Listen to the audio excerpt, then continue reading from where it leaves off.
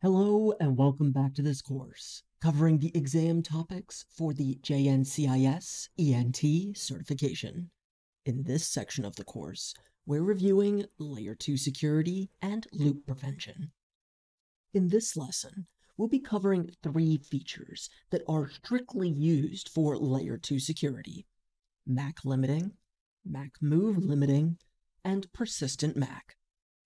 In a previous lesson, we discussed an example of our office mates, Bob and Allison, using a rogue switch to help Allison connect to the office network.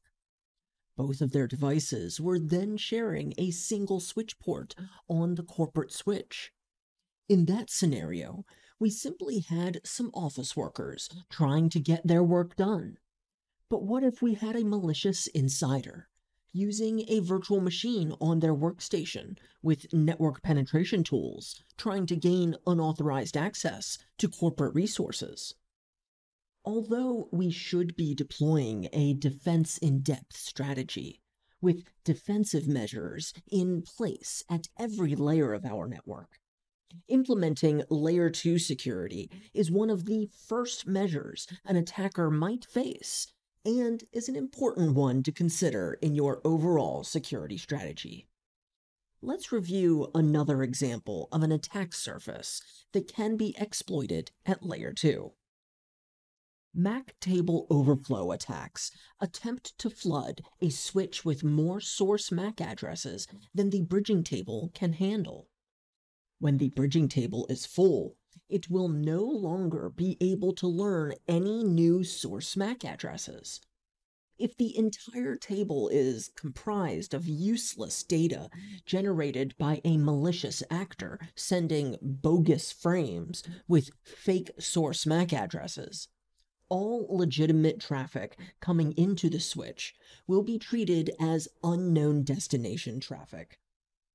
As we recall from a previous lesson, switches use the flooding mechanism to ensure BUM traffic reaches its destination. Armed with this knowledge, if an attacker overloads a switch's bridging table with illegitimate source MAC addresses, then the attacker can receive all traffic destined for other nodes on the network, due to the unicast traffic being flooded out all ports. In this manner, an attacker can receive and snoop on all traffic sent through a corporate switch.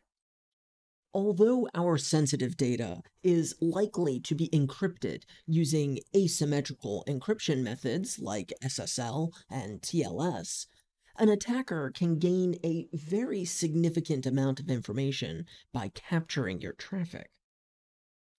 A method of protecting against this type of man-in-the-middle attack is to limit the number of MAC addresses which are allowed to be seen on a port. Alternatively, we can also statically assign the expected MAC address that's allowed on a port. So any traffic showing a source MAC address different from the one configured will simply be dropped. Both of these methods will prevent the bridging table from becoming unexpectedly full and effectively mitigate this bridging table overflow attack. In the following slides, we'll review the configuration for limiting the number of MAC addresses that are allowed on a particular port. As we mentioned, and the name implies, MAC limiting allows the network administrator to limit the number of MAC addresses that may be learned on a particular port. The number of MAC addresses that a port may be limited to is arbitrary, although it's common for a port to be limited to 2 MAC addresses in environments which have voice-over IP phones. This allows for the workstation's MAC address to be learned, as well as the voice-over IP phone that the workstation typically will connect through.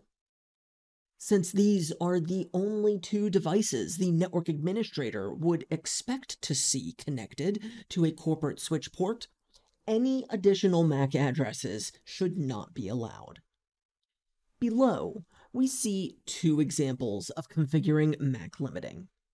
In the top example, we're using the interface MAC limit command under the logical interface configuration. Within the interface MAC limit command, we have the number of MAC addresses that may be learned on the port, and also a packet action command. The lower example shows that MAC limiting may also be configured at the interface level, allowing us to configure the number of MAC addresses that may be learned per port which participates in a VLAN. It's important to note that when configuring at the VLAN level, this does not limit the number of MAC addresses that may be learned on a particular VLAN as a whole, but rather the number of MAC addresses that may be learned per port participating in that VLAN. The packet action command may also be configured at the VLAN level.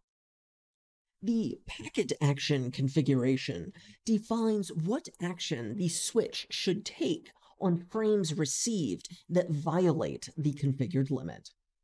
In this example, we have the log action specified.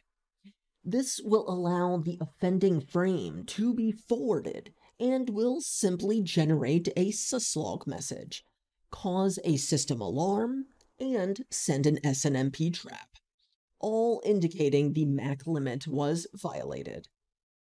Other valid packet actions are drop, drop and log, none, and shutdown. The drop action will simply drop the offending frame and take no further action. The drop will be counted in the statistics. However, no log message or other visible indicator of the drop will be present. The drop and log action will both drop the offending frame and perform the actions described with the log action above, generating a syslog, alarm, and SNMP trap. The none action will forward the offending frame without learning the new source MAC address and take no further action. Finally, the shutdown action will disable the port the offending frame was received on, as well as perform the actions described in the log action. It's important to note that, by default, an interface which is disabled or shut down due to a MAC limiting violation will not automatically recover without additional configuration. Now that we know how to limit the number of source MACs that may be learned on a particular port, let's see how we can limit ingress frames to only be accepted from a specific, administratively defined source MAC. In this configuration example, we see under the logical interface configuration hierarchy that we use the accept source MAC command to define the specific source MAC addresses that will be accepted on ingress frames. Offending frames will be dropped. This is a similar, although more stringent, strategy to MAC limiting. Both of these are Layer 2 security measures, which can protect against unauthorized devices from connecting to the corporate network and help prevent certain attacks, like bridge table overflows. Another type of attack at Layer 2 is MAC spoofing. MAC spoofing can be used to bypass Layer 2 security measures and to poison bridging tables to allow a malicious actor to redirect traffic to their own device instead of the intended recipient. MAC spoofing is performed by sending frames with a spoofed or impersonated MAC address in the source address field. The MAC address that is impersonated is typically one of another device that exists on the LAN. This will cause the switch to learn that source MAC as being accessible on the attacker's connected port, instead of the port the legitimate device is connected to. This way, all return traffic will be directed to the attacker's interface. The attacker must continue to send spoofed frames, as when the legitimate device sends a frame, the MAC will then be relearned on the real or legitimate port instead of the attacker's port. The result is the MAC address will be relearned over and over from the two ports, causing many updates to the bridging table. This potential attack, and taking actions to prevent it, leads us into the next Layer 2 security measure, MAC move limiting. MAC move limiting will configure the switch to take the configured action after a MAC address has been moved to a different port the configured number of times per second. MAC move limiting is configured at the VLAN's switch options configuration hierarchy. In the configuration example, if a MAC address is seen to move between multiple ports 2 times in 1 second, then the port which the offending frame was received on will be shut down.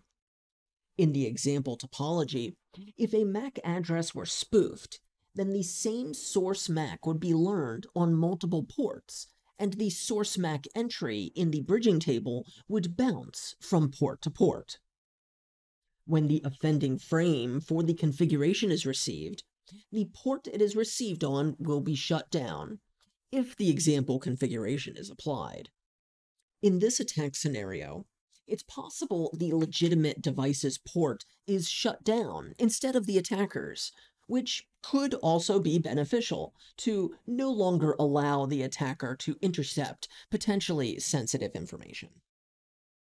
Finally, let's take a look at how we can combine MAC limiting and static source MAC configuration for much greater security. Persistent MAC configuration allows a switch to dynamically learn MAC addresses on a port and retain the bridging table entries between reboots. This, in combination with interface MAC limit, can have the same effect as the accept source MAC configuration with greatly reduced administrative overhead. In practice, persistent learning and interface MAC limit would be configured by the network administrator, and valid intended devices would be plugged in and the bridging table verified. The interface MAC limit should be configured to only allow the expected number of devices to be seen on a port, and the devices expected should be plugged in and traffic generated to ensure the intended MACs are learned for each port. At this point, only the learned MAC addresses will be allowed on each port, greatly enhancing security and resiliency. Of course, an attacker could spoof the MAC of a connected device and connect their own device, which is where a defense in-depth strategy is necessary. However, at Layer 2, this combination of persistent learning and interface MAC limit greatly enhances the security and resiliency of the switching infrastructure. I appreciate you sticking with me while we reviewed these 3 very important Layer 2 security features. I hope that this lesson has been informative for you, and I would like to thank you for viewing.